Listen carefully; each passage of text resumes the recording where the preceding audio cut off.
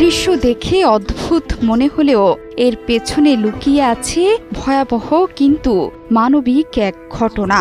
মহাকাশে ৯ মাস ধরে আটকে আছেন ২ নভোচারী, যার একজন ভারতীয় বংশোদ্ভূত সুনিতা উইলিয়ামস। মহাশূন্যের ভরহীন পরিবেশে আটকে থেকে মৃত্যুর খুব কাছে পৌঁছে গিয়েছিলেন তারা। আবার উজ্জ্বল হয়ে উঠেছে তাদের বাঁচার আশা।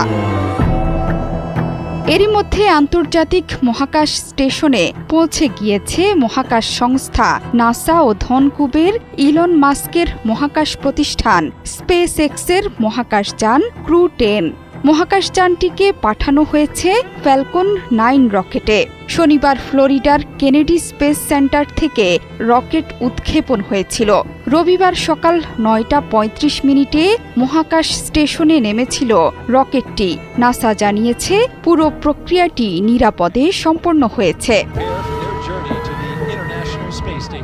ভারতীয় বংশোদ্ভূত আমেরিকান মহাকাশচারী সুনিতা উইলিয়ামস এবং তার সঙ্গী বুচ উইলমোরকে পৃথিবীতে ফিরিয়ে আনার কথা রয়েছে এই মহাকাশযানের। নাসা বলেছে গন্তব্যে পৌঁছে গেলেই মহাকাশযানের দরজা খুলে যায় না।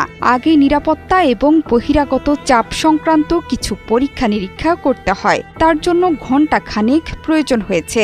৯ মাস ধরে মহাকাশে আটকে আছেন ২ জন। স্পেস এক্সের ক্রু 10-এ মহাকাশে গিয়েছেন আরও ৪ নভোচারী।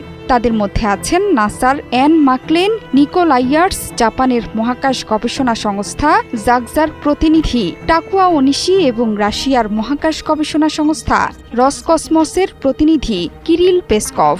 তাদের হাতে দায়িত্ব তুলে দিয়ে পৃথিবীতে ফিরবেন সুনিতারা।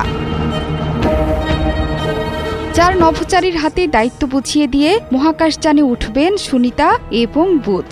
তাদের সঙ্গে পৃথিবীতে ফিরবেন নাসার নিক হগ এবং রাশিয়ান নভোচারী আলেকজান্ডার গর্ভুনভ। কিছুদিন আগেই ড্রাগনযানে চড়ে মহাকাশ স্টেশনে গিয়েছিলেন তারা।